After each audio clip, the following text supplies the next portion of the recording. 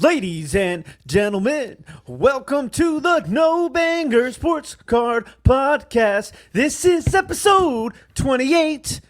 I am joined by the illustrious co-host, Mr. Rod from Picking and Punching Cards, and Cary from American Arbitrage Cards. I want to make it buff looking. I am Tim from Over the Years Sports. There we go. Now that we've gotten rid of the people who aren't serious about watching this podcast, the real ones are here. Welcome.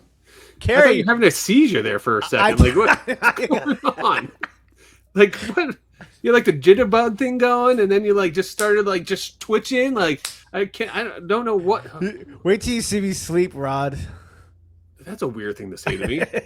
Aren't we bunking together? I mean, hopefully not now after that statement.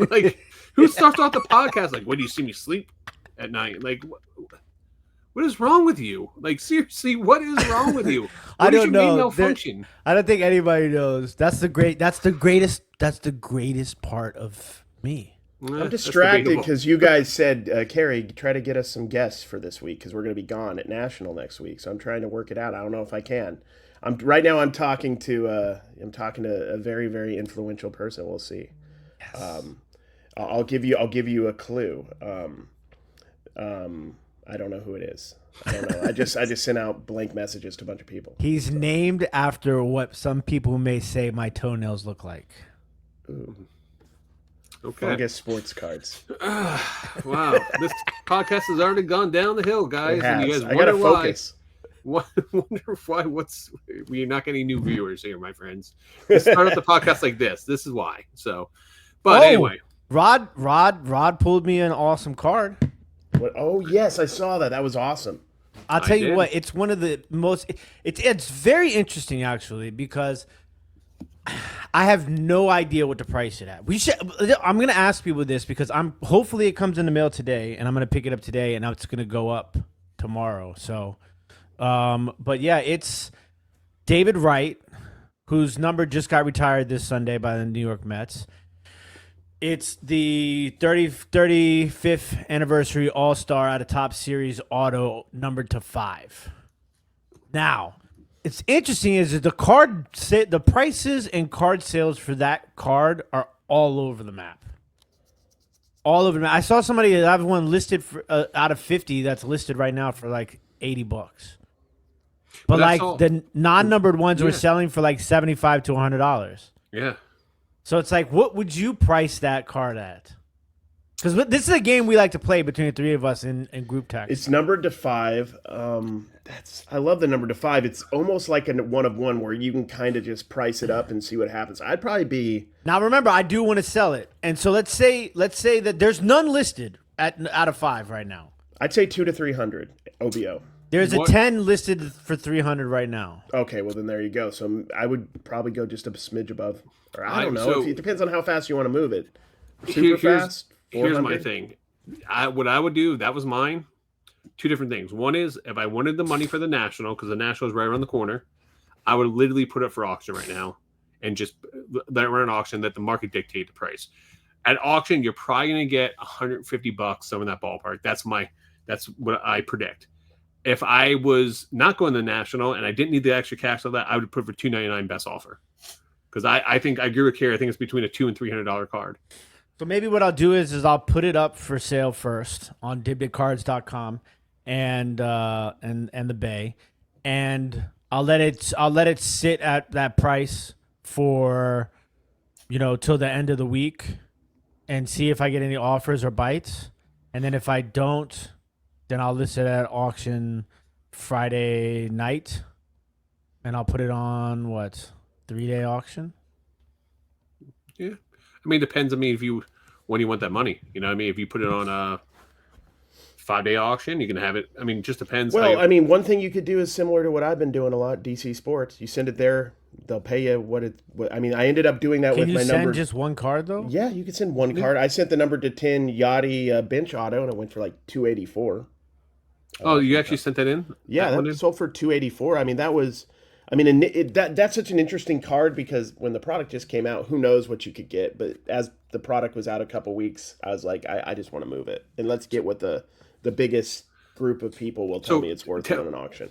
So give the context. So give the audience a little context here. What card was it that you pulled?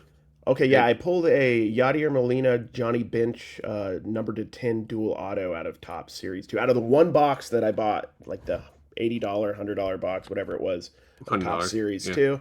And it sat for a little bit, by it now, and I'm like, I'm just going to force the sale. I sent it in to DC Sports 87, which it does live auctions on eBay. Like, they should every just day, sponsor all us day. at this point. I'm gonna try to talk to them at National, honestly. I mean, I don't know if they know who I am or nothing, or us, or any of us, but I think we talk to them. I mean, that's what the National's for, right? Smooth. It's us just being, arm deep in bargain boxes. Smooth operators. Yeah, just with glasses of champagne, or in our case, is Kool-Aid or Capri Suns. Yeah. Smooth operator. None of us are smooth operators because we were just all. We should just have smooth operator breaks every five. Every time we get too fired up, we just smooth operator. And then Rod hit it. But let me tell you, first of all, Rod is the type of guy that if you give him information, he's going to use it against you at all costs. So now Rod is literally bidding on all the baseball teams that I bid on. No. That's not the case. I got outbid on. So what happened was there was a break on Dibdit Cards. No, there was a break on Dibdit Cards, and I got outbid on all the regular teams during the regular auction. He did a second break. Well, those are football teams, though. I understand that, but he did a second break, which you can he was breaking Bowman Mega Box and Blaster, but then he had the 1957 box break. It was a set break. You get one PSA slab from 7 or higher. Yeah, PSA 7 or higher, right? So I just went online. I did a bunch of research. I saw the Red Sox. I looked at the Yankees. I looked at the Dodgers. I looked at the Reds. I went down the list. I was like, okay, my chances of hitting one of these could be good. If this price is reasonable, I'm going to bid on these teams. And that's what I did. You just happened to place a pre-bid before me, and I outbid you on a couple of the things. Mm-hmm. So he had a Franklin Arias. Mariano Duncan. Yeah. Reds. Franklin Arias first Bowman at 250. What did you comp that card? What's that card? It's got to be like a $15, $20 card, no? Yeah, I didn't look at it, but I ended up hitting the when you open up the 1957. I hit the 19. I had the Yankees, and I hit the 1957 Yankees team PSA 7 card, which has Mantle on it, which is awesome. Who else is on that team though? Good question. 57 Maris, right? Maris, I think. Like, you still can't believe that he's not in the Hall of Fame. Ford probably. Who else? I don't know. Yogi Berra was probably on the team. Yeah. It was post DiMaggio, post Gehrig. I don't know. It's a bunch of old dudes. Wait, the one that used to steal the sandwiches, or the actual baseball player? One used to steal sandwiches? Yeah. Oh, Yogi the Bear. Yeah. Okay. There's 5 people on that card that are in the Hall of Fame. Wow. Okay. Can you name them? Mantle. Did you ask Chad GPT? I did ask Chad. So Mantle is 1. Yep. Berra. Yogi Bear. That's Whitey 2. Ford. That's 3. I'm trying to think who Maris else isn't in the Hall of Fame. Yeah, there's 2. The next 2. There's no way either one of you are going to get. One of them is a manager. Manager for the Yankees. I actually bought this guy's card with Cary, which was what sparked us getting. Oh no! How old is Sparky Anderson? Let's go with that. Casey Stengel. Casey Stengel. And then the other player is Eno Slaughter. That I don't know who that is. He was on the Yankees? Yeah. He was used mostly as a pinch hitter that year at the age of 41. Isn't he like, he was like a Cardinal guy back in the olden days. Well, this is the olden days. I was going to say that is the olden days. That's an interesting card, though. I think it's a really dope card. I really do. I was surprised. There's a fair amount out there at that grade. Did you look at what the pop count was by any chance? I didn't look at the pop count. I did look at the comps, though. So, like, one sold for like 150, right? One sold for 150 in June, but then one in July just sold for $395. Really? Yeah. So, but there was I think there was one in May, maybe, or there's 2 that sold prior to the one sold for 3. The other 2 sold around 150, 175 range, and then. So I don't know if that 7 just presented very well. Yeah, see that's a definite when it comes to vintage. When it comes to vintage cards. So speaking of a situation, I got one right now. I want your guys' opinions on this. So I sold a Bobby Witt card on eBay. Graded. Senior or junior? Junior. Okay. And it's a PSA 10, right? And the corner had a slight little, on the backside, had a slight little nick in the corner of it, right? Mm-hmm. Of the slab? Of the slab. No, the slab, the actual card had a little nick in the corner, but it's still got a PSA 10. Okay? So you could see a little wear in the corner. And the buyer reached out to me after he bought it.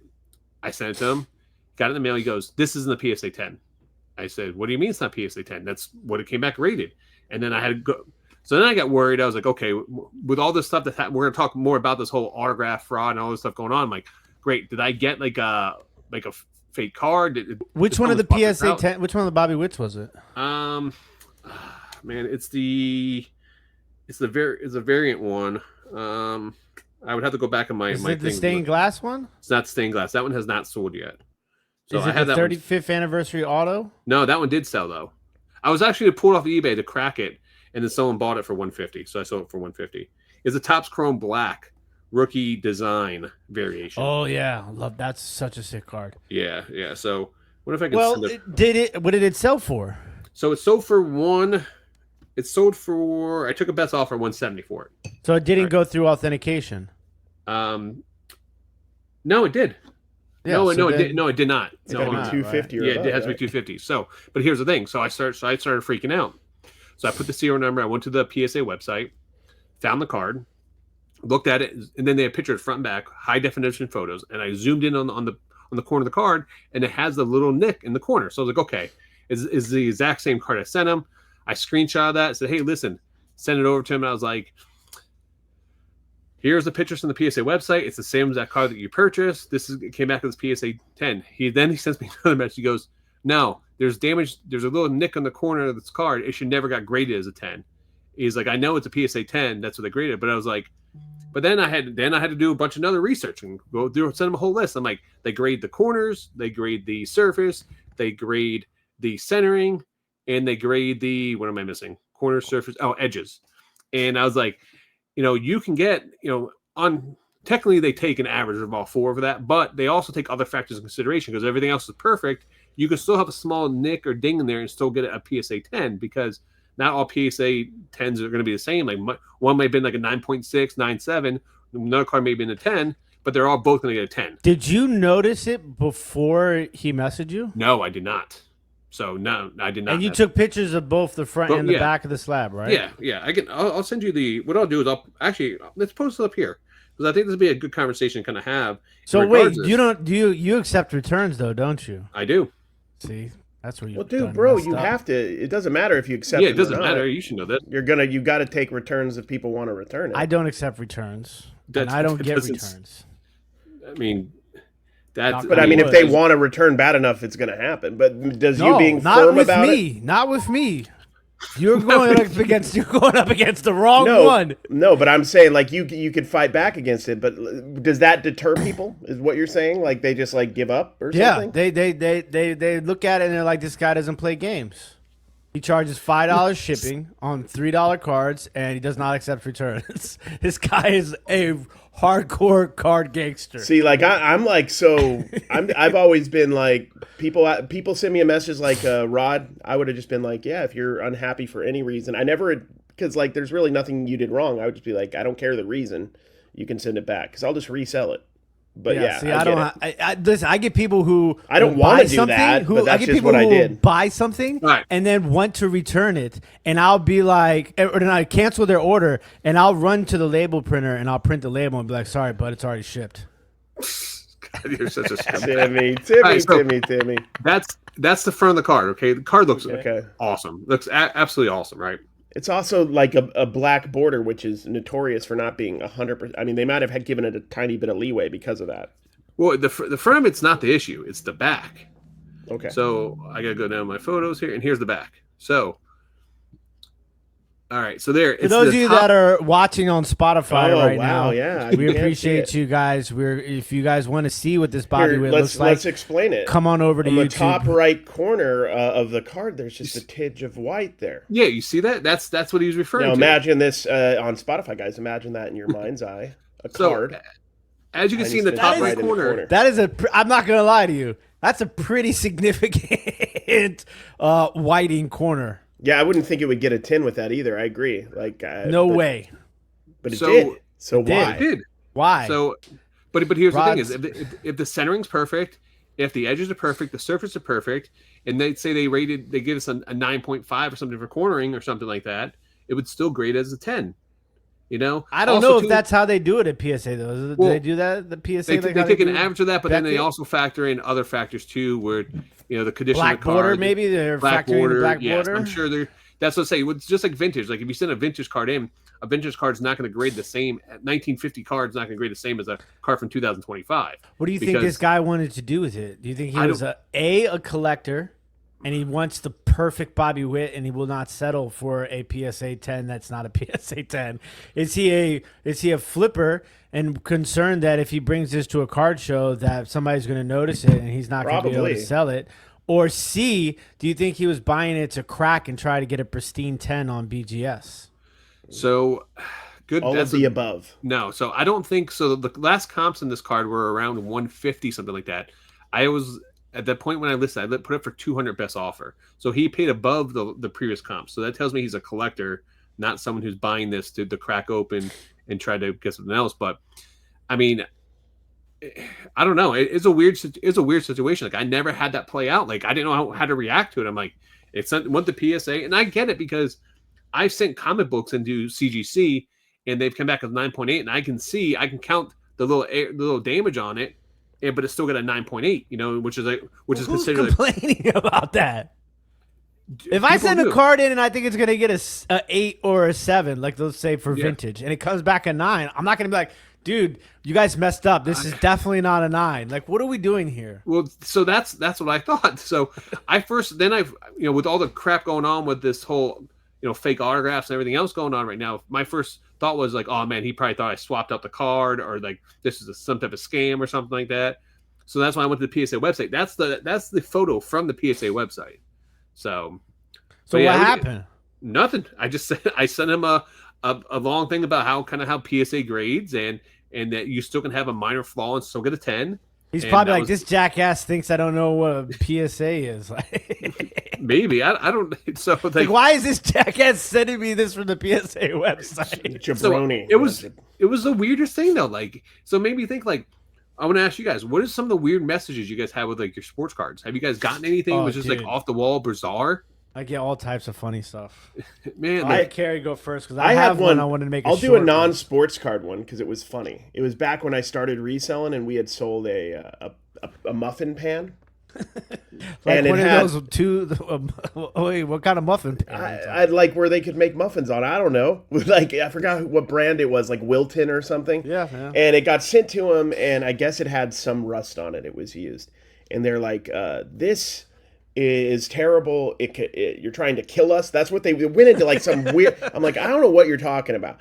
And then I'm like, whatever issue you have in your head, just like I told you, send it back and you'll get a full refund. They're like, I can't send it back.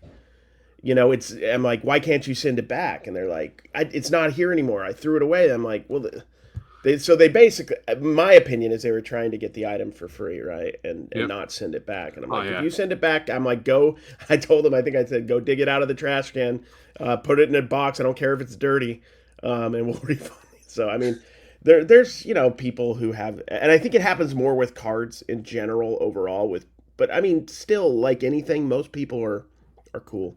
Most people are honest. I've had some ridiculous things over the years. I've been selling on eBay since 1999.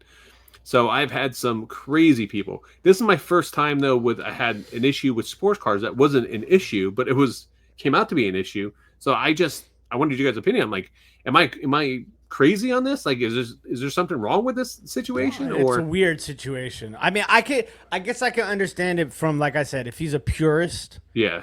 But I guess at that point, it's like the fact that did he ask to return it or anything? No. So that's the thing. He's fishing. In my opinion, he's fishing for partial. Yeah. So like, it's simple to me. Like, it's cut and dry. If you're not happy, send it back. I'll resell it at the price I want. I'll probably get more than what I sold it to you for. But in this situation, like like this situation, you could stand firm. I'm not saying you should do what I'm doing. I'm just saying that's what I've done. Because now, I definitely wouldn't give a partial. Now that you know it too, like you have to mention it, right? Like, do you have to mention it? Why would it mention it? You put the pictures up. I mean, the card is graded as a PSA 10. It's mint condition. So if I list up, I'm going to list the card as mint condition.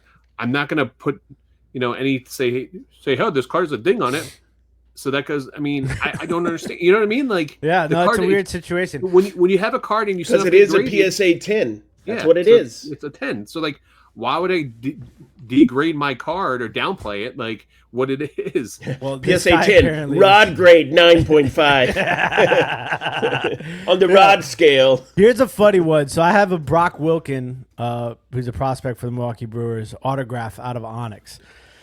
Listed for $9.99. Okay. Oh, somebody messaged me and says, "What's your lowest?" I reply back $7.25. The guy replies back, "Could you do $6?" I reply back, laugh out loud. You just asked me my lowest, and I said $7.25.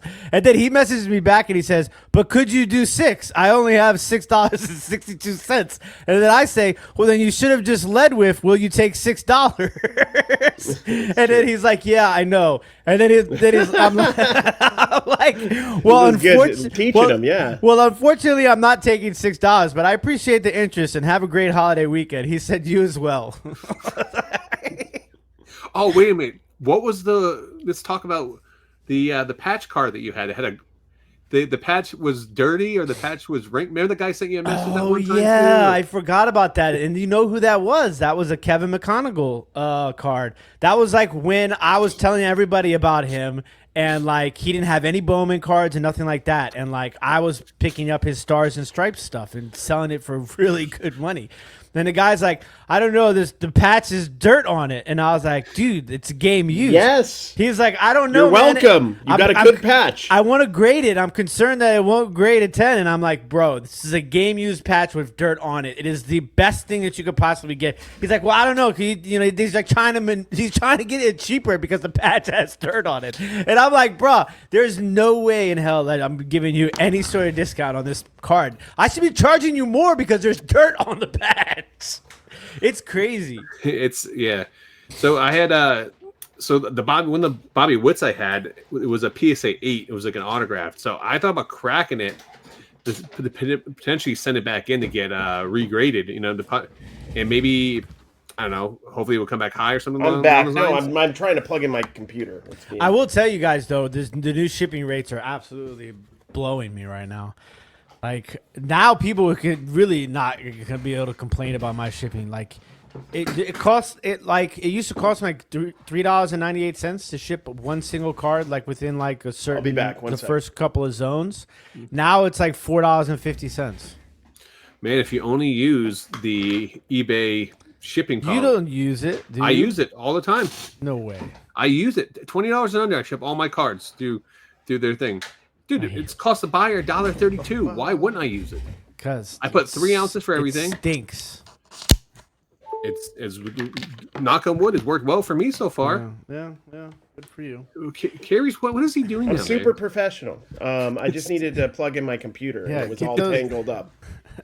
I use a different chair. I want the studio audience table to look at the three of us and how we have our headphones, and look how it's like it goes from like the best professional here on me, and then it goes into Rod, like semi-professional, and then it goes down into Cary, and Cary's just balls to the wall, raw dog in the headphones. Well, listen, man, it's not about it's about substance over style. We're a professional podcast. Exactly. I am bringing what some people would call the substance to this podcast.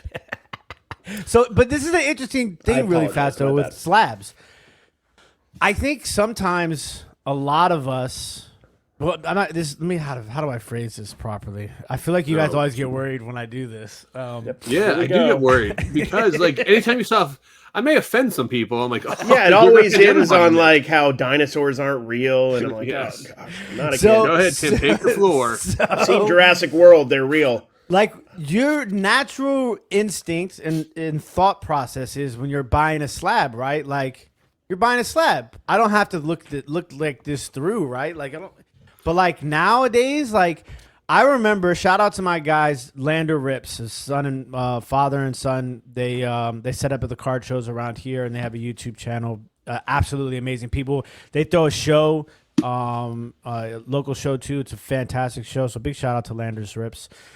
They were set up at a show, and this guy was there trying to sell fake slabs. Oh.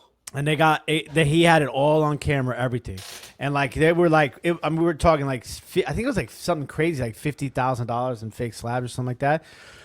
But they caught on to it before they had made some transactions. But apparently he had made some transactions with some other people, and it had to like backtrack. And I'm not sure if it was just at that show or another transaction in general. But like there's that sort of situation. Then there's situations where the slabs are mislabeled and the person selling you the slab doesn't tell you that. So it actually happened to me, and it reminded me because me and Rod we'll tell you guys what happened with Rod. But I was at the Front Row Card Show in Pasadena with Cary, and at that time I never really buy slabs either. But if I see a good deal, I'll buy a slab. And I bought a Ty Pete and a Johnny Farmello slabs. And one of them was, I think it was the Ty Pete one.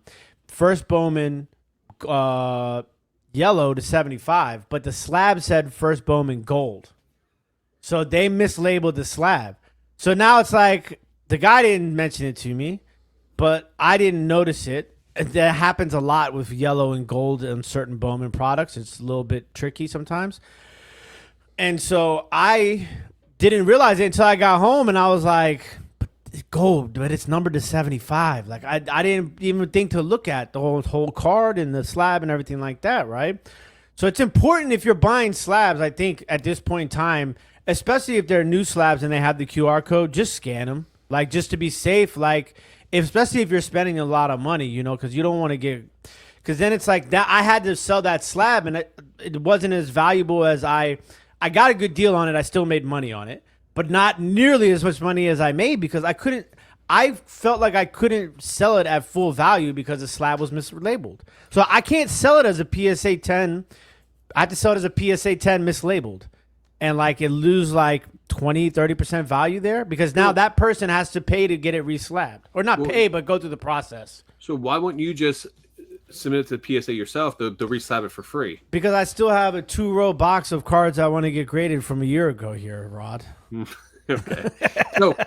So it's funny that Tim has brought that up because I had the same problem. So you guys know I just bought that massive collection I spent $10,000 on, and one of the cards in there, I asked for both you guys' opinion on, we have a group chat, and I sent a message like, hey, what would you guys price this at? Because when I did scan it, it came up in the PSA report as Pop 1 for the card. Do you remember what card it was, Tim? It's a Jason Churio First Bowman out of 25. And it was PSA 10. But yeah, but it was labeled, but it's the Mojo one. It was a Mojo, orange Mojo, but the label on the PSA said orange refractor. Huge difference, obviously, when it comes to Bowman. Yeah, true. True refractor next to anything else is light years in price. And what's crazy is that it was a Pop 1. And when I went and I saw it and I was researching the card, I was like, there's a Mojo right there. And I was like, but Rod said his was a Pop 1. And then I went and looked at the slab and I was like, oh, they messed up. They mislabeled the slab. So here's the thing: is when I bought the collection, the guy knew it was mislabeled. Now he cut me a really good deal and stuff. So like it was one of those things where he probably didn't even think about it when it was in the buying, because I bought 250 something boxes, but all of his slabs, but all of his stuff. But I sent him a message because me and him been talking back and forth. He's like, here's another interesting thing. He's invested in his collection after I received it. So he's like sending me updates. He's like, hey, make sure you look to the box of this stuff. So you can tell like he wants that collection to go to other good people. You know what I mean? Like and he also wants me to make money up because he's like, hey, there's stuff in here that's numbered. Make sure you look in here. And there's stuff that was like real subtle differences. Certain things that make a huge difference in the bottom line. But yeah, so he actually knew about it. when I sent him a message, I'm like, hey man, do you know this is mislabeled? He's like, oh yeah, I know it's mislabeled. He goes, I was going to send him in, I just never got around to getting it sent in. Did he say that there's any other ones that might be mislabeled? No, he didn't say anything else other than that one. So I didn't find anything else that was mislabeled. But I may not know either. You know what I mean? Just like you're talking about, you just assume the card in there is the right one, that subtle difference, and then go through there. So you just gotta be careful. Are you gonna resend it in? Yeah, I'm gonna send it in. I'm just gonna. I may take it. I actually thought bring it to the national and just drop it off the PSA for them. Ooh, I wonder if they could do that Film on it, the spot. make some content on it. Yeah. That might be a smart move because that might be something that they could do on the spot for you, and you won't have to pay for it, right? No, it's because on the website you don't have to pay for it. So I don't know. That would probably be the way to do it because it's like that's something that you would like. Does that have to go through the whole process? So like it's not like you just send it in and then they change out the slab and send it back. You might have to wait 6 months to get it back. Yeah, I don't know how that works, so I need to kind of figure that out and stuff out. But I will tell you, probably the most interesting thing from buying this collection, because part of the reason I bought this collection is I'm paying for an education because I want to learn a lot more about baseball, and I've been doing deep diving. Man, I have learned so much by buying this collection. I'm telling you so before much. I forget, did you know how good that guy was when you sent me the picture of the Pirates card, or did you just look the card up and see the value? No, I knew how good he was. Okay. Yeah. He was also in the top 5 sports card investor this week too. He made the top 5 too. Who we talking about? Probably like Bubba? No, it wasn't Bubba.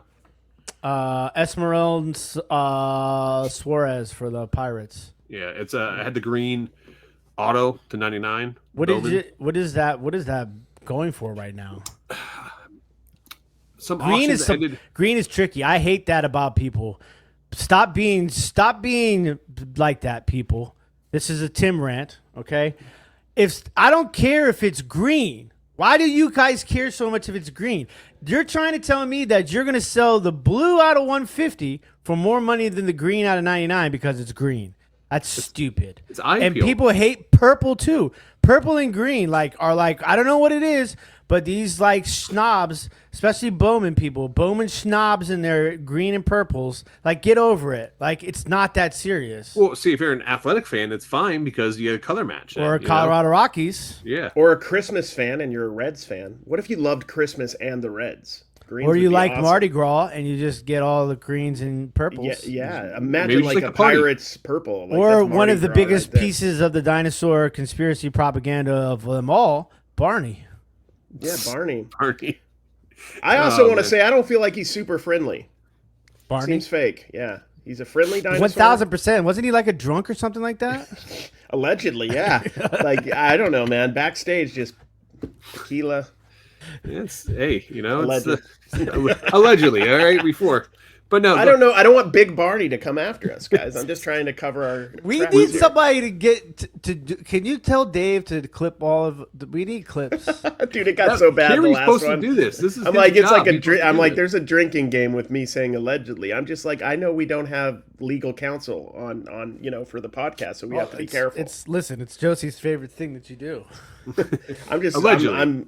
Allegedly. Yeah. Allegedly. No, I'm just doubling down on my OCD. It's like an OCD thing. All right, quick question here. Do you guys keep your wallet? What pocket do you guys keep your wallet in? I don't carry a wallet. Yeah, it's not 1996. Yeah. Who has a wallet? You trying to get me robbed? Like, I'm not going to tell people where I keep my all wallet. Of my money. What do you? All of my money is keistered. That's the safest place. No, I actually don't use as somebody who used to run the streets, there's a lot of times I had some things keistered when I got pulled over by the police. Allegedly. Allegedly. Allegedly. And there wasn't really police there. Figure that one out, all right? It ended up being a taxi cab. Yeah. But no, going back to what. Yeah, hold on a minute. Why are you asking me about my wallet? Because I just realized I had my wallet in my pocket and I took it out. So no, that's how you know you're old if you have a wallet. Yeah. You guys really don't have wallets? No. What do you do with all your stuff? Phone. I just check this out. It's a boom. Well, no, I have a pouch that's on my keys, so I guess it's kind of technically, but it's not like a classical wallet. I also have a money clip. I use a money clip for cash. A money clip? Yeah, he's like 1930s gangster over here. Money clip. Bro, I can't have a wallet because when I have a wallet, I put all kind of useless crap in it, and then the wallet's like this thing, like George Costanza. You ever see that freaking episode of Seinfeld?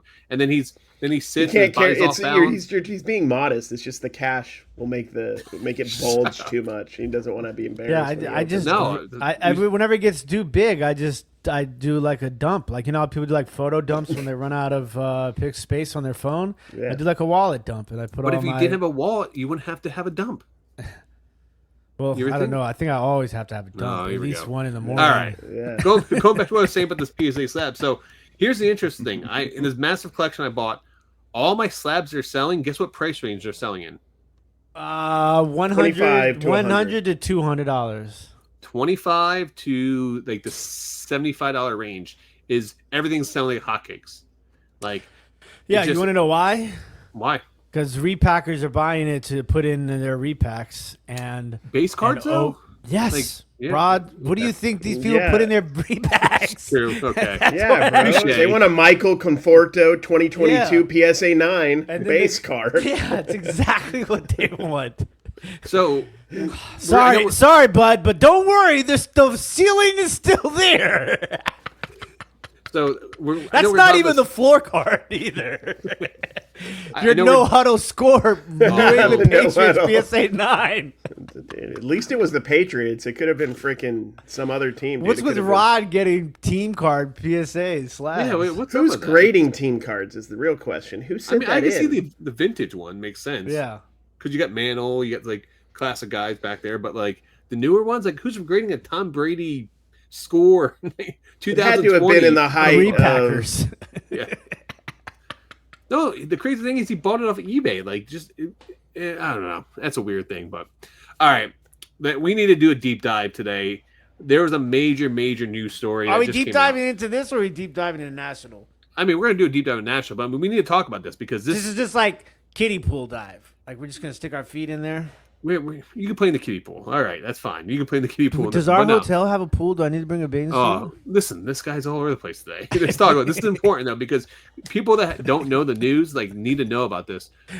Possibly, yeah. So if you guys have had your YouTube off all your week, Instagram or your TikTok or anything, any national news, you might not know about this. We're breaking news here. We're only the 90th person or podcast to talk about this. No, but we definitely need to talk about it because it's definitely important because. You know, those don't know. I bet you a lot of people don't want to talk about it because they're concerned. Yeah. Oh, do you know how much of that stuff we're going to see at national? Yeah. That's the part I'm going to bring up because I'm going to transition to the national conversation here with us. But like, he's a pro. He's already got the transitions in his head. So, for those that know, I'm just happy to be here. Yeah, personally. There's a $350 criminal ring of fake $350. Oh man, $1 million. See, you idiot! It's all your guys' fault, all right? $350. Ooh, no, I'm just kidding. Right. Sorry. 350. That's bad too, by the way. I've heard like anywhere from $350 million to $500 million, and pretty much the FBI was involved. They cracked down. Do you know what was his last name? Brett? I can't remember his last name. Kavanaugh. Lemieux. Is it Lemieux? Lemieux. Yeah. You're gonna. So, Brett supposedly, what is going on here? All right, I'll let you guys tell the story. Go ahead. No. Go ahead. There's a $350 to $500 to $500 million somewhere in between there. Thing that's happening with fraud of artificial, like this guy was auto pinning stuff, correct? At one point he had an artist. I was reading in the article that what the hell is an auto pen? I keep hearing all these right wing nut jobs talk about auto pen. Well, auto pen is like historically what like presidents would do back when they would respond to you if you were a kid and you wrote a letter. They'd have like an auto pen that would basically do their autograph, but they didn't have to. It was like a machine. It's a device or machine that uses them. Where do you buy those at? Amazon, apparently, I think.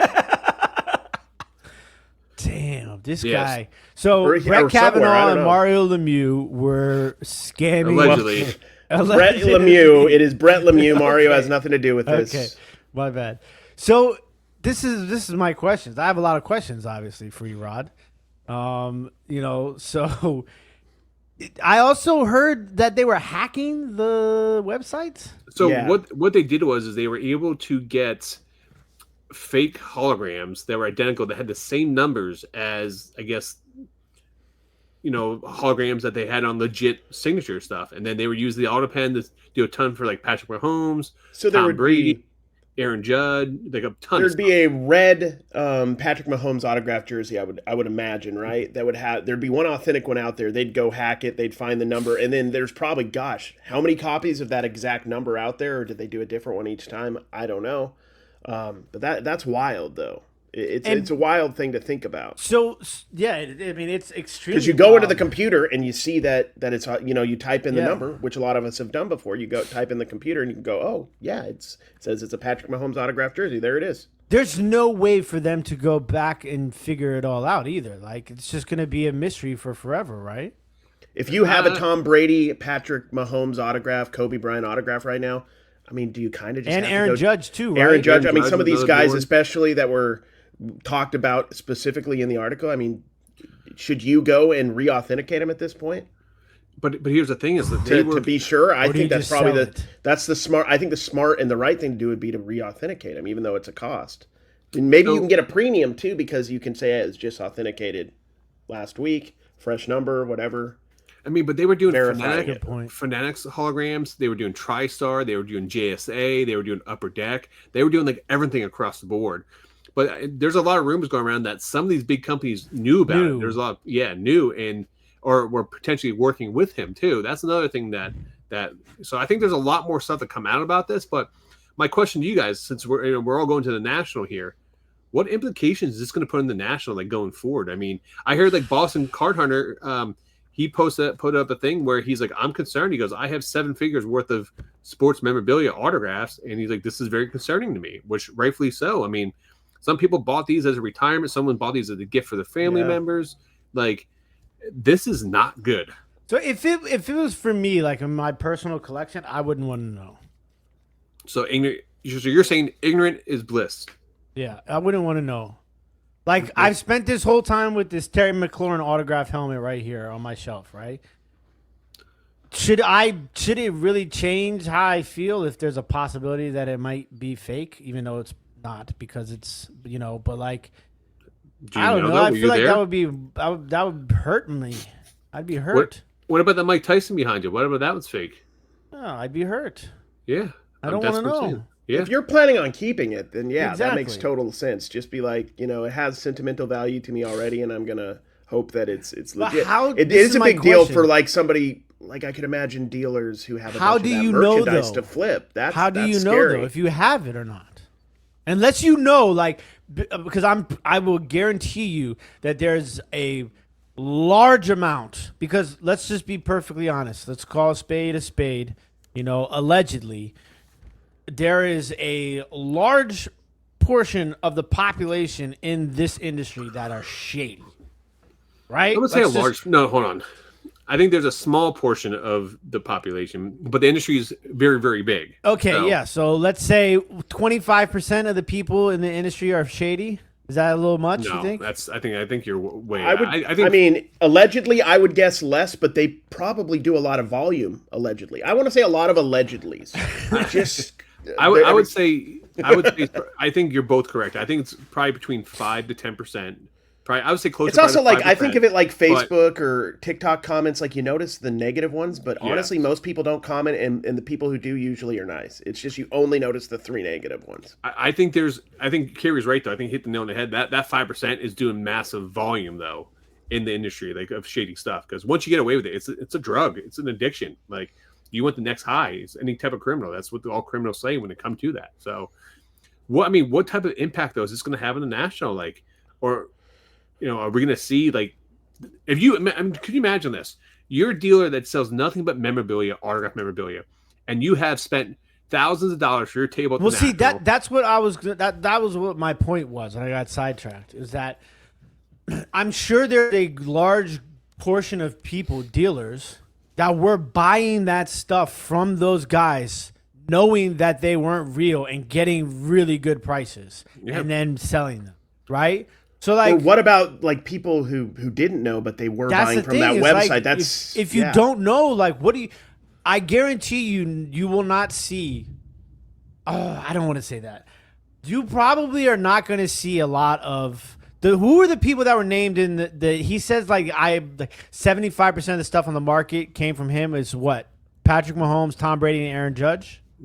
Those are three names. I don't know if this was that reference, but I know he also talked about Kobe Bryant, them producing a lot after he passed away. I don't know if 75% of the market thing was about Kobe. Yeah. But. So, I mean, I guarantee you probably won't see a lot of that stuff on the tables. So just to put a little context what Tim's talking about, so the FBI raided this guy's facilities. They've been, I guess, investigating for years now. They shut him down. But the day that they didn't shut him down. Well, no, what I'm saying is they shut down his shut business himself down. But what happened was that day when they were coming to raid him, he actually posted in an autograph group on Facebook. He confessed about everything, and then later that day, he took his own life. Unfortunately for his family, I feel bad for his kids, his wife, you know. But apparently, his wife knew, right? Didn't his wife know? I thought his family didn't know. I think allegedly, everything allegedly. Yeah. I don't want to speculate. Let's not speculate about his wife and his family. I mean, they're going to do enough right now. I mean, he had a partner, though, didn't he? He couldn't have been doing all that himself. Well, no, I'm sure that some of that he probably had other people. It's sure there's probably a ring of people together, but he even put in the thing that he goes, a lot of my employees had no idea. You know, my family had no idea, employees had no idea about what I did. Now that post has been deleted, but there's screenshots around that. You can take a look at it. They're going to make a movie out of this. Oh, no, they're going to make a Netflix documentary about this. And probably a train wreck or whatever. Yeah, the train wreck the Poop series. Cruise one. I was like, my wife, she didn't want nothing to do with sports cards. But let me tell you, if there's a Netflix documentary, she'll be all over it. Did you ever watch the Netflix, the card Netflix documentary? Which one? The That's one. Your answer. There's only one. Yeah, no. Well, I mean, I've watched something on Netflix. I forgot which one it was. It was Ken Golden has his show. You talking about his show? No. It's a documentary, not a weird show. I watched one on Amazon Prime, the card documentary. Is that the one you're referring to? What did you say? Amazon Prime has one. Yeah, Amazon Prime did have one. I don't think Netflix had one, does, no? Yeah. Was it on Prime, maybe? Yeah, it was on Prime. It had the lady from Bleecker. I don't remember. I watched it a long time ago. But it was like COVID. It was like, and I'm pretty sure I watched it back in the day. Yeah, I don't remember much about it actually. though. But yeah, so it's crazy turn of events. I mean, it's like you said. I mean, what do you guys do with your autograph? I mean, do you think cards were affected now in this? Yeah, he said cards. Didn't you mention cards in there? But don't you have the note in front of your face? No, I don't have it in front of me. No. I read it earlier, but I mean, I thought you were the director, producer, and star of the show. No. But all right. With that being said, let's talk about the WNBA. What are your guys' opinions on this WNBA situation, my friend? Well, thank God he didn't forge any Caitlin Clark autographs, because I'll tell you what, those conservatives would go crazy. They would go crazy. They love their Caitlin Clark. So they signed a new agreement for a TV deal for what, $2.4 billion? I think it was 2.2 or 2.1. Okay, so $2+ billion for it, and now they're all wearing T-shirts this past weekend saying that. Well, what did the T-shirt say? We should pay us what you owe us. Yes, pay us what you owe us. For a league that has lost money continually year after year after year, what are your thoughts on that? They pay them what they owe them. Let me tell you, you want to talk about shady? There's definitely some shady business going on with the WNBA. Listen, I'm not one for conspiracy theories, but if we're gonna go down this road, right? I think they're cooking the books. I think there's some interesting tax write-offs that are going on here, between the NBA and the WNBA. All that being said, let's just say that that's not the truth. They are making money, right? They're not turning a profit. They haven't turned a profit in 28 years. I will tell you that the NBA operated many years before turning a profit. And, when they started turning profit was when they got players like Magic Johnson, Larry Bird, Michael Jordan, and they got a new TV deal, right? Same thing with the NFL. The NFL wasn't turning a profit until they got their TV deal too. Same thing with the NHL. The NHL took crazy years before they were turning a profit consistently, right? They had some up and down years, obviously. But, people always make it seem like that, this is an abnormal thing. if the league was in that bad a shape financially, why would they be adding 3 new expansion teams, right? I think I was really thinking about the whole thing from they're not turning a profit. What are they owed, right? It's a negative amount. But then I read some more on it about like, you know, the valuation, like people trying to get teams and whether these are good investments or not is debatable, but people are considering, I would imagine, like buying a WNBA team at $200 million as an investment, considering what other sports franchises have done. So even if, like you're saying, they're not turning a profit right now, there's no doubt that there's momentum in the WNBA. No doubt. 2 years ago, like to now is light years difference. This other thing too is I think people have this, and this is a problem that we face, and this is a society thing, right? Because they're women, a lot of them are women of color, because they have different sexual orientations, that they're going to be judged under a spotlight by this other part of society. Yeah, that's just the way that it works, right? So, like, that's why another reason that you see this, like, people are complaining, oh, they're entitled and this and that, right? But, like, would they say that if it was a football player, like, you know, sitting out for a new contract, right? You know what I'm saying? Like, the thing is they're not demanding, and people have this misunderstood, they're not demanding that they get paid the same amount of money as NBA players. That's not what they want, right? And people think that that's what they they're want. saying. Like the cap, like right now, the cap for the highest paid player in the WNBA is $250K, I believe, and they want it to be $1 million, for example. Yeah, and this is for $1 million for, you know, the best. The Caitlin Clarks, the Paige Buchers, the Asia Wilsons. You know what I'm saying? Yeah, exactly. Kelsey Plum, those players to get and they've also given. I mean, I did some research into this too, just reading about it. Like they've given themselves, I believe, some leverage with this whole Unrivaled league that they have now that was set up. It's fascinating. Which did turn a profit in their first year. It's owned by active WNBA players, as far as, or at least partially owned by like Brianna Storr and Asia Wilson, I believe. I forgot. Collier, I think. Nafisa Collier. Yeah, Nafisa Collier. Yeah. It's owned by some of the biggest stars, and it has pretty much every big star in it, minus Caitlin Clark. And they just signed like 12 of the top college basketball players to NIL deal. It's fascinating. I mean, just like 2 days ago. Now it is interesting because say they did want to sit out, just play Unrivaled. Yeah. You know, 3-on-3, 1-on-1 tournaments, whatever they're doing on Unrivaled. Do they even need the WNBA anymore? Especially historically, they made their money on the off-season playing in Europe. Just imagine this. Pay-per-view, Angel Reese versus Caitlin Clark 1-on-1. Dude, that would be huge. That would be huge. Huge.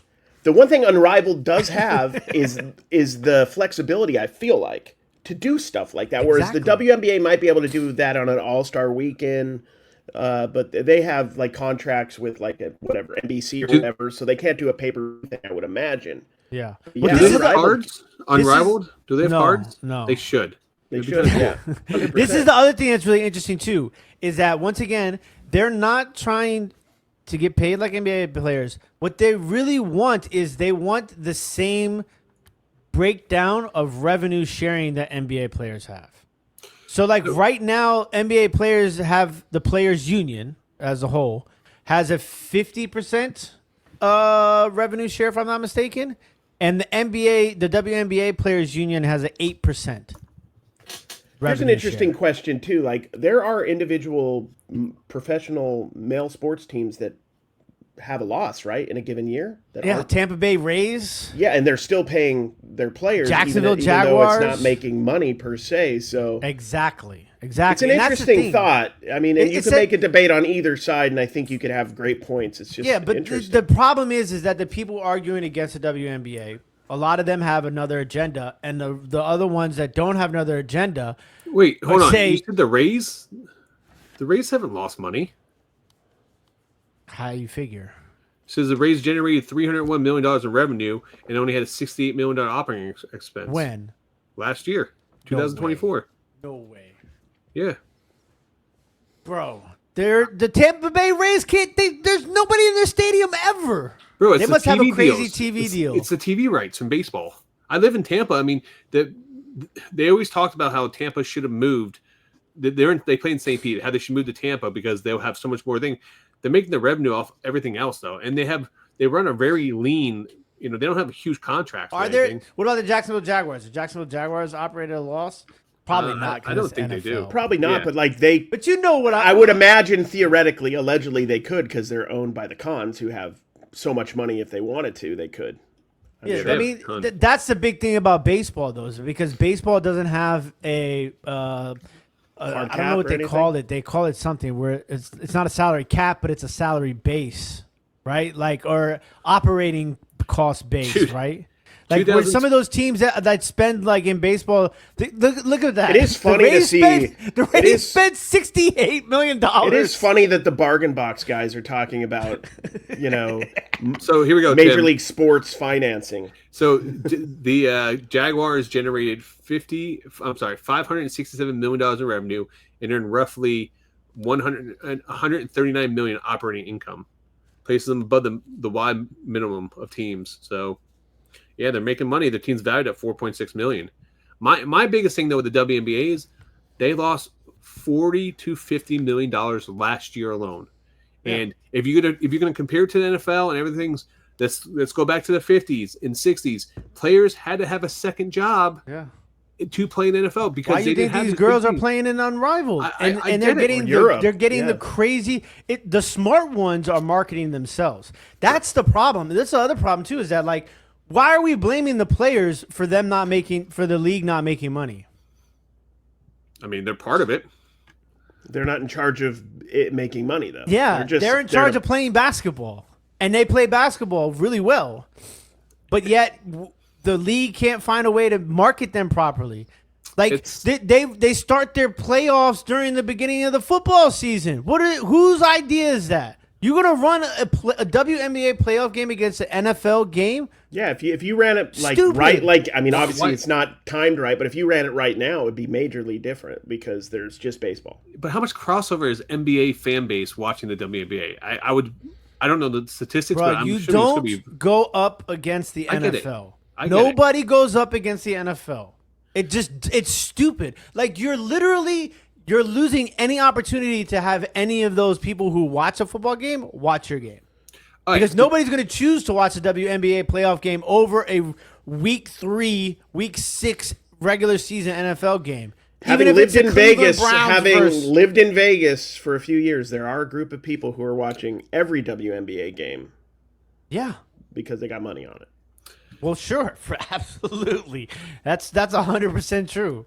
Now, before I forget, tonight, guys, Cary and Tim will be live on Dibdit Cards. It's going to be electric, folks. It's going to be electric. 7 p.m. to 9 p.m. Eastern Standard Time, and then followed by, I'll be doing a football break later on this evening, so we'll be cracking it. So make sure you guys come to dibditcards.com and come hang out with us tonight. Yeah, Roddy Rod, the smoking piper, punching piper picker cards. Picking and piping. His hands have been hot. His hands have been hot, my friend. So. Picking and piping. That's a good one. Yeah, dude. He's like the Blue Man Group, just banging the drum with the pipes, man. He gets them every time. I just have to show Tim a shiny object, getting right back on track. I feel like if you just painted your face completely blue, you'd look exactly like a Blue Man from the Blue Man Group. Well, I think we Do you know the lyrics to the Blue Man song? The what, huh? Do you know the lyrics to the song? They have lyrics? Blue. If I was green, I would die. If I was green, I would die. If I was green, I would die. I don't know that, but do you know the members of the No Banger Sports Card Podcast? The members? Members, yes. You know the members. Dusty Box Treasures. Yeah, Dusty Box Treasures. The Value Box. He's a Value Box member, huh? Todd Capote. All right, that's the second one. Did Sadell Threet join yet? No, he's still Eldon Campbell at least. Todd Van Peppel. Tom Van Peppel. Something that we're working on. Not Brian Taylor. That'd be cool. Brian Taylor. He was a bust, but I'd like him in the group. Who else is buy a case? Shout out to my boy Frank the Tank. I know he's a member. He's a Bargain Box member. Member. Ginger King Cards. Yeah. Is the other buy a case. Ginger King Cards. Yeah. We got him. We got a couple of Card Value Kingdom, Box. Yeah. There we go. There he is right Jordan there. Brown. What up? Picker. Left Coast Picker. Yep. Left Coast. Lodi Sports Cards. Lodi Sports Cards. I was going to say Lodi. How many episodes is it going to take, Ron? He'll figure it out. He's not a West Coaster. There's a wrestler named Lodi, so like that's why first thing that was popping in my mind. Isn't there a Marvel character named Lodi too? Loki. Oh, yes. Close I'm enough. calling him Lodi from now on. But guys, if you guys wanna, Lodi. If you guys want to be a member and want to help support the show for $1.99, you get the perks of all of our lives that we're going to do behind the scenes. Yeah, we're on the edge of losing Lodi because you keep messing up his name. So for $4.99, you can become a Value Box member, and you get to listen to this horrible podcast one day earlier. That's a big benefit for you. Or if apparently, like there's somebody out there who really likes listening to it one day early because they messaged Cary. Yeah, Jordan was like, "Where's the podcast? Where's the podcast?" It was working. Well, we did 2 podcasts that day, so I was working on some other stuff. So I was a little behind, but we got it out. And then if you guys want to buy a case like this guy right here for $9.99, you can be a top level. Wait, you can buy an entire case for $9.99 on this podcast. You can, my friend. And not only that, you get all the perks of the previous ones. You get a shout out on here. You get the podcast a day early, and when you two finally put out your exclusive video, they'll be able to see that. Yeah. Do we have any buy a case people yet? Yeah, we have 3. Oh, cool. Did you get stickers We just yet, sent Rod? them. What is wrong with you? I don't know. I kind of zoned out. Did you get stickers yet, Rod? What's up? You get stickers yet? No, I didn't get stickers yet. Nope. I did not. It's a work in progress, my friend, and I have some other stuff going on, so no. At so that point, is he's failed. Okay. No, I failed. I have absolutely failed on this one at this point. But who's not going to fail is all 3 of us at the National. No, it's going to be amazing. It's going to be amazing. We're gonna. Are we doing a flying V when we enter? And can I be the center? Can I be the center of the flying V? And then me and Tim just. You guys just elbow everybody out of the way. Let's see if Rod can name the shot. What is the name of the shot that Charlie Conway? Dude, it's so. I haven't seen that movie in 20 years, so I don't remember. So you were watching that show when you were 30? That's a little old. You'd watch the show now. What are you talking about? You love that movie. It's a great movie. I don't know. I never watched the TV show, but I would. I still want to rollerblade through the Mall of America. I want to go to Minnesota just to rollerblade. Do you think you could rollerblade right now?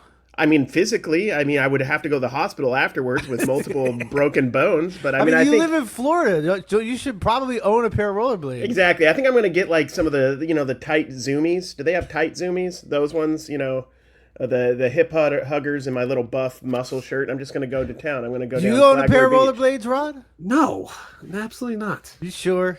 He was a Razor scooter guy. Does Dave own a pair of rollerblades? No. Does Dave own a pair? Does Dave look like he rollerblades? He owns 2 pairs of rollerblades. Yeah, I was going to say, Dave looks like he rollerblades. He has some for his hands so he could go on all 4s and go down. We all know that you own the rollerblade outfits. But I don't think you guys, dude, rollerblades were a big deal when we were in high school. Like, I remember I was a roller skater. I was a 4-wheeler. Oh, so wow. We used to go to the roller skating rink. Like, did you feather your hair too when you had it? Was it the roller skating back rink was like a big deal. Like, what does this have to do with the National? What is it talking about? Roller skating, dude. It doesn't have. Taking talking about roller skating. What?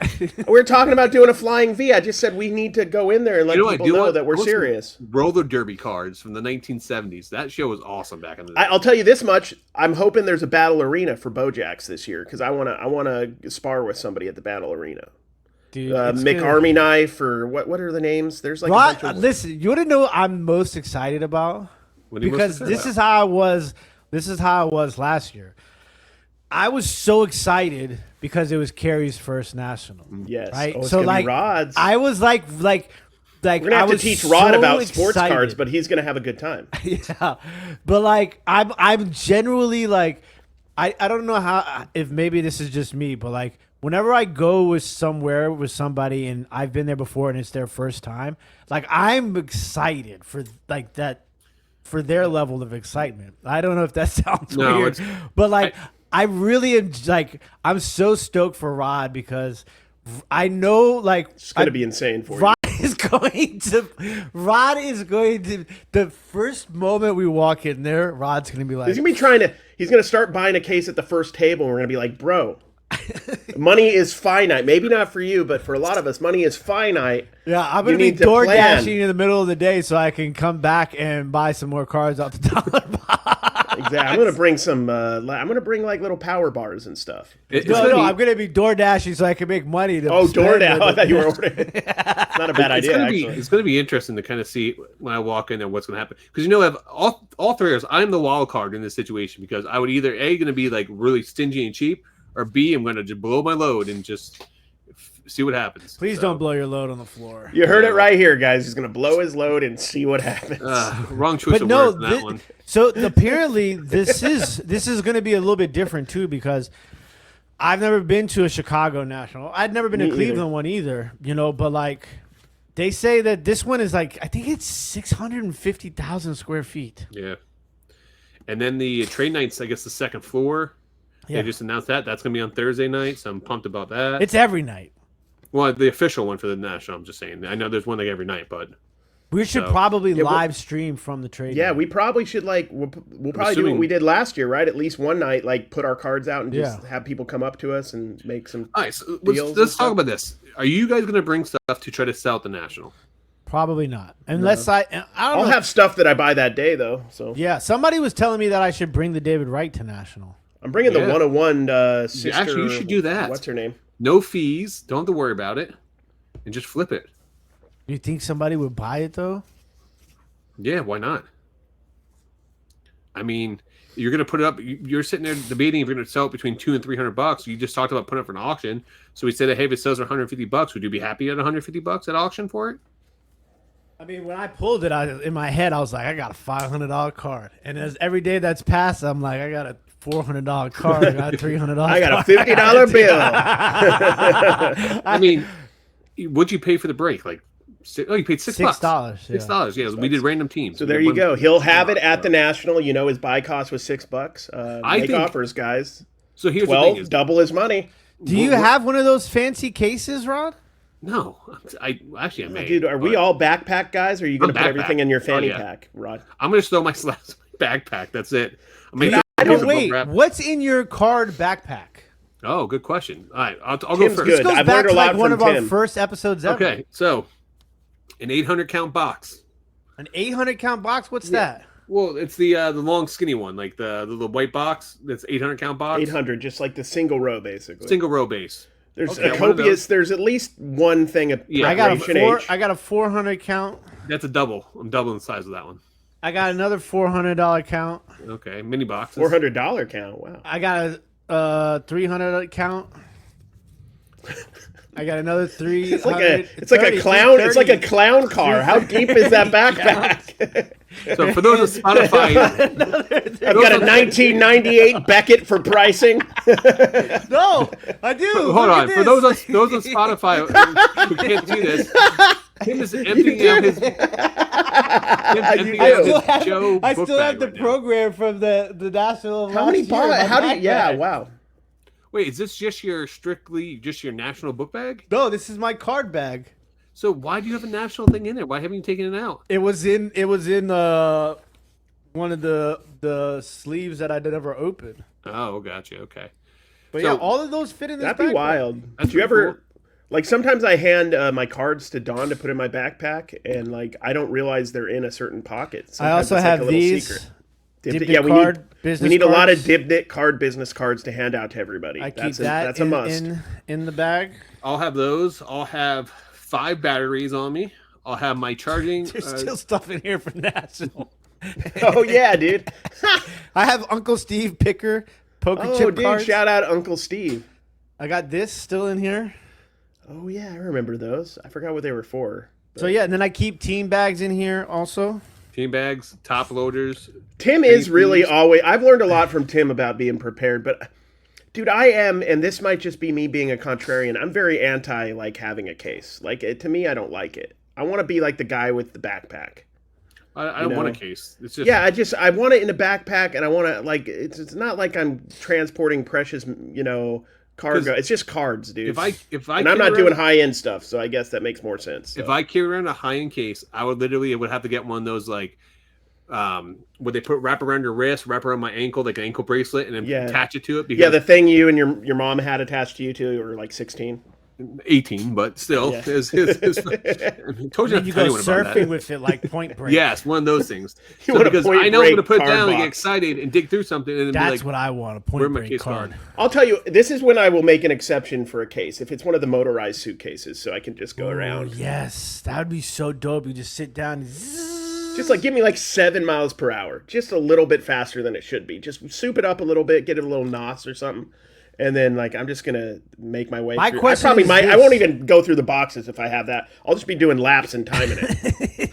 Rod, do you think you're gonna hit like fatigue? Have you been training at all? Yeah, this is taking some training, bro. I'm fine. Because we got. Are you doing content, guys, like me? Are you gonna try to put a video out during the show? I'm gonna I try told him every not day. to. I told him not to because I saw what you looked like, and it was not good. I'm still in the air of like if I'm going to try every day. My brain is probably going to make me want to do every day because I felt so competitive last year about it. I honestly did. I was like, I've got to do it. Maybe it was because it was my first time. I'm gonna put out last year's national content the day before national this year. There we go. You've been saving it? Is that how far behind you are? He's just that. You're like, guys, who was the people we were looking for last year that didn't pan out? That's would be really interesting. But there's a lot of guys that I was looking for that ended up being. That would be a fascinating video, though. Like if you had year-old footage and the whole point of your video was just what you got last year and how it panned out. That's yeah. That would be interesting. Like, was that a good buy a year later? Or I would whether you sold it or not. I would definitely watch it and then ridicule you for it. That's the only reason I'm going to watch it, just so I can make fun of you, because I know there's a ton of stuff you missed on. I'm sure you hit a couple things, but then things you missed on, I'm just going to focus on that. Like, Rod, you got any walkie-talkies in your storage unit? No, yeah. I do not. We need to get We should just all get some walkie-talkies because well, Tim sent us the thing about that. We should get walkie-talkies. Are we going to have access to cell phone at all in this place? I don't know because I've never been to was Chicago. terrible. Like Cleveland, there was certain areas that weren't that bad, but if you were in that back side room, you know, that was kind of like where the autographs were and the whatnot stage was, it was awful. I mean, we borrowed whatnot's Wi-Fi for a little Cleveland, bit. you were just looking at prices and you were checking the wind and you were just going with your gut. You're like, that seems right. Sold. So yeah, I should probably just sell hotspots while I'm there. It sounds like a good hustle, dude. Honestly, it's probably the smart thing. Like, do you know it's crazy how much expensive Wi-Fi it costs? Oh, thousands! I heard. It's like $2,500. Yeah. Like I think it's like for a Wi-Fi password. Yeah, because I talked to Keith about it, and I think he said like $1,500 or $2,000, something that bought maybe $2,500. Whatever he told me, I was like, wow, that's expensive. $2,500 at the National for Wi-Fi. Yeah. Like 15. It's anywhere from like $1,500 to $2,500 or something wow. like that. Yeah. So it makes sense. Like if you have a big corporation, you can write it off, and you need a Wi-Fi there to do a lot of stuff. But like that's why it's good to price your stuff before you go, so that if you don't have Wi-Fi, you at least have an understanding of what your cards and stuff are valued at. Not the people just showing up to national. I love it though, man. Like, I mean, I do comp sometimes at bargain boxes, but I feel like, and we've learned this from just doing regular picking, is like, it's a fun, like, I don't know, what's the word, raw dog in it? It's kind of fun just to go in there and use your gut and your intuition and your knowledge that you have. And when you're doing bargain boxes, it's a lot easier to do than if you're, dealing with $100, $200 cards and the fluctuation in the market and them wanting 85% and, but when you're dealing, when I find, a certain card at $5, like I found this last weekend, I found a Chris Henry Jr. autograph for $5, Leaf. His stuff has been hot. It's not as hot as it once was, but at $5, I don't have to look that up. Yeah. I feel comfortable, and there's a good chance I'm going to make a profit on it. So, I mean, other than the bargain boxes, what are you guys focusing on? Is there certain, like for me, I'll tell you this. My focus is going to try to buy a lot of slabs, but like I talked about earlier, the $25, the $50, the $75 range slabs. But probably a lot of that's not going to be at the National. That's going to be at the trade nights. I'll probably buy a lot of that. No. It'll be at National. There'll be a To ton a of point. that stuff at National. Yeah, I mean, I'm sure there's going to be a ton of that stuff. But I mean, also, too, people are paying a lot more money for their tables compared to a regular sports card show. Dude, there's tons of bargain boxes, bro. Yeah. Tons of dollar boxes. There's Let me 10 tell you, cent boxes. Trade night is a million times more difficult than That is true. Trade night has the is whole... all of the like comp bros. Yeah, trade night is much tougher. Much tougher. Like, there was not very many deals last year at trade nights where I left going, Yeah, I left going. I One. took a That was chance. a Jacob Wilson auto. That was it. Yeah, a lot of like, I took a chance. I took a chance. Probably shouldn't have bought that. There was a lot of that at trade nights. Whereas like in when you're digging through boxes, just like anywhere else, you're gonna find deals. If you're following, you're gonna occasionally find a Jacob Mizorowski in a dime box, I imagine. Hopefully, and if you're willing to make $1 or $2, I mean, like with a lot of what we do, like flipping stuff through auctions, you could feel comfortable with some of these buys. So. Have you guys find anything good in the bargain boxes? Are you guys going to try to flip at the National to make more money to spend at the shows and stuff like that? Well, I mean, we that one night at trade night, I believe we both did pretty good. Considering like we had no idea that's what we were going to be doing. We just kind of just did it on the fly. Yeah, like we were so like the line to get into trade night is absolutely nuts. And we had media passes. So like we literally just walked Cary was like, "Do you think we just walk in?" And I was like, "Well, I guess we're gonna find out." What that whole time was like, what can we do with this? Yeah. And like, can we just go back here? And you just walk right in, and they like lift up the red rope for you, and you walk right in. But like, it's insane. Trade night is insane. So like the line is just so long. It gets so hot. But like we literally walked in. I went to one trade night before, and that was when I was with Cincinnati Picker. When we went to the Atlantic City. Oh, he went to that too? Yeah, me, my buddy PJ, District Pack, we went together, and then when we were there, we met up with John, Cincinnati Picker, and so we went to trade night together, and it was weird because it was in a casino, so it was a little bit different than the trade night was when we were in Cleveland. But like when we walked in, we got a table. And then we kind of looked at each other, and Jimmy was with us, and we were just kind of like, I guess should we just pull out? Because like Cary and I were finding cards that could make money on right then and there, right? Yeah. So like that's the thing is that like like there's not a lot of people that are looking for that sort of stuff, that mid range price wise, but like if you have a card that is unique enough, I think that's the one thing that people don't talk about enough when it comes to bargain boxing, right? Sometimes it's not necessarily the value, it's the uniqueness and rareness of a card. Like if you have a card, right? Like you have a Jaden Daniels Prism card. There's 5 million people at the show that has that card, right? But if I have a Topps Finest Refractor Ricky Henderson from the 90s. Oh, yeah, you got an embossed die cut to 264 or 263 or whatever. Like a true hardcore person who's walking the floor at at trade night, which is a lot of people are. Because you got to remember, there's a lot of sharks out there, right? Because we're technically sharks. We're not like, we're baby sharks. Yeah. But what we do is we're sharks in a sense because we're going and we're finding the cards that are way underpriced, right? That's what we do. Yeah. So like people are sharking the floor at trade night too. So there's an opportunity there. I think and now that I know that we can do that.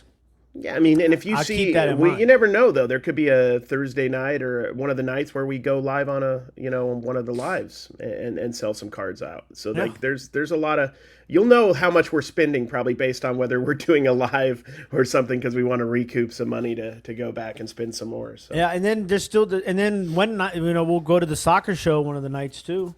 Yeah, the soccer show was a highlight last year. That was a lot of fun. I went in not really expecting much anything, and I left buying like a massive amount of cards. It was insane. Yeah, because I mean, like if you could find some, I'm telling you right now, you could find anything you mall under $5, buy it. Buy it. His stuff is That's a really good point. Like there's going to be that whole aspect of where you could buy some stuff at the National and then go to that card specific show where they're getting, or at least asking premiums on some of this stuff. It felt like it got me excited about it.